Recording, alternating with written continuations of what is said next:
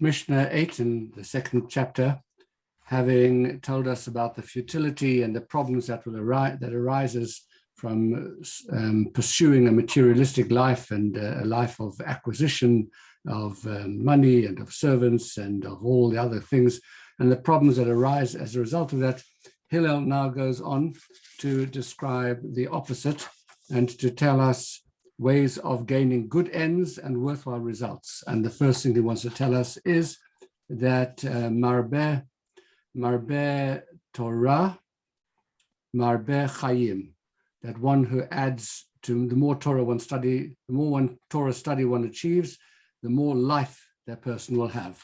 And this seems a little bit puzzling at first, because you can't imagine a yeshiva bachur sitting in the study hall from morning till night actually enjoying life. I had a close friend who I met in the South African Army when we were there together. We went off on very different paths. He became a world traveler and went off and traveled to so many countries and was able to experience many different cultures and meet many different kinds of people.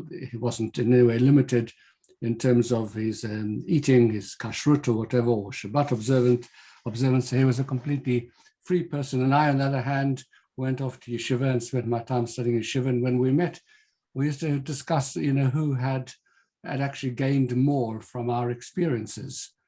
And he wanted to argue, of course, that he had met so many people and been exposed to so many cultures. He was so much broader than I was, that I had lived a very narrow and very inward life. Being in yeshiva, I'd chosen taken the wrong path in life.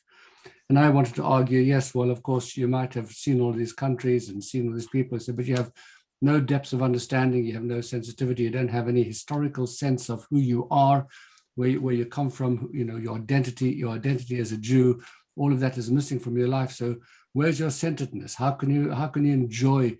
You're simply absorbing the things that you've seen from other people at a very superficial level. They're just sort of kind of their inputs to you. Of course, you enjoy it and you like it and you have fun, or whatever, but there isn't a strong core, because there's something missing deeply in your life. And I wanted to argue that, having gone to yeshiva and explored my own sort of past and my own spiritual path in life, that I'd gained more than him.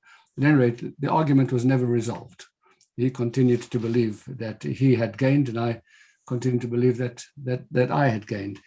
But our author over here wants to make the point in the following way. He says, suppose that two people are taking a stroll in a lovely garden, and one notices the beauty of the flowers and their fragrance, and the other one has studied botany and it notices so much more in the flowers, because each petal and each leaf speaks to him.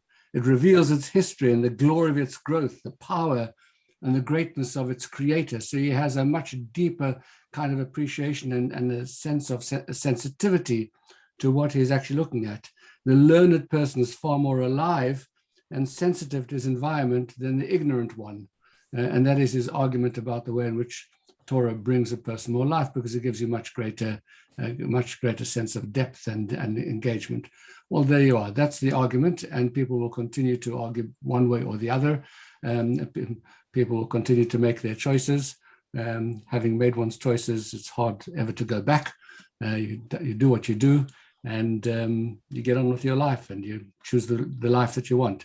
But Hillel wants to tell us that a life of Torah study Torah study brings a much deeper sense of life and spiritual life than all the other things that he was talking about previously. We'll talk more about this tomorrow. Rabbi Chananya ben Akasha Meir, Ratz HaKadosh Baruch Hu L'Zak Yisrael Lefichach, Hirbanim Ter Mitzvah Shneim Arad Nechfetz Man Tzidko Yagdil Ter V'Yadir. And if you wouldn't mind turning off the sound in the shul so that we don't get disturbance, we can start with our onliners.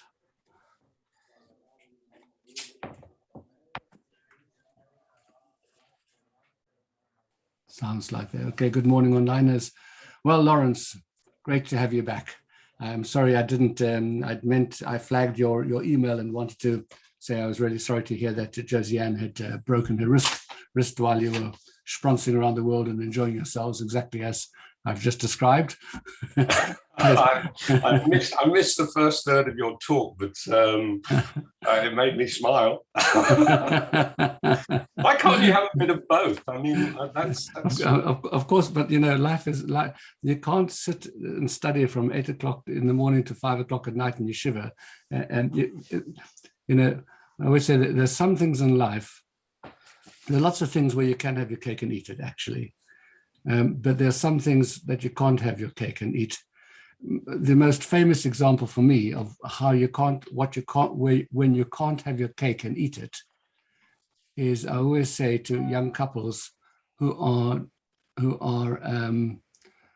delaying getting married because they don't want to have kids yet, they're just living together, they're not ready to make the big jump, etc. And I say to them, one thing you can't have in life is you can't get married late and wait to have children at the one end of life, and then to have the pleasure of being a young grandparent at the other end of life. It doesn't work. And I always say to them, although they don't hear it, I say the pleasure of being a young grandparent, to be able to be young enough to be able to enjoy your grandchildren and to play with them and to run with them and to frolic with them, to be fit enough to be able to do all the things that one wants to do. So this is one of the greatest pleasures in life, as all of us who have now had that experience will, I'm sure, testify.